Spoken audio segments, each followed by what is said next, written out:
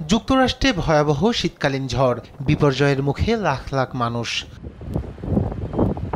দেশটির বিভিন্ন রাজ্যে দেখা দিয়েছে সর্বোচ্চ তুষারপাত হওয়ার শঙ্কা। ফলে এক দশকেরও বেশি সময়ের মধ্যে সবচেয়ে বেশি তুষারপাত এবং সবচেয়ে ঠান্ডা তাপমাত্রার কবলে পড়তে পারে দেশটি।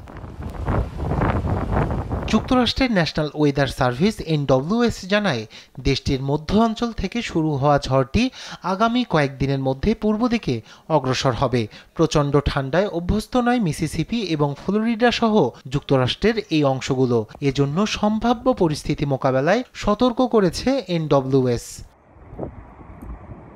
কানসাস এবং ইন্ডিয়ানার কিছু এলাকায় হতে পারে কমপক্ষে ৮ ইঞ্চি তুষারপাত। মধ্য পশ্চিমের কিছু অংশে দেখা দিয়েছে তুষারঝড়ের সম্ভাবনা। এমন অবস্থা ভ্রমণকে অত্যন্ত বিপজ্জনক করে তুলবে এবং গাড়ি চালকদের আটকে পড়ার উচ্চ ঝুঁকি রয়েছে বলে সতর্ক করেছে দেশটির আবহাওয়া দপ্তর।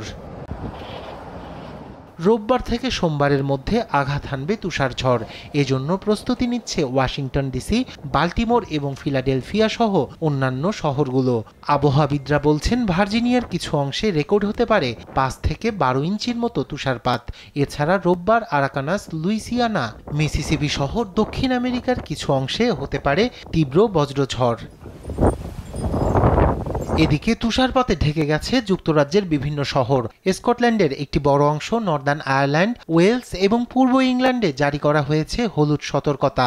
তুষারপাতের কারণে বিপর্যস্ত জনজীবন। তুষার পরিষ্কার এবং নিরাপত্তার কারণে বার্মিংহাম বিমানবন্দরে স্থগিত করা হয়েছে সব ধরনের কার্যক্রম।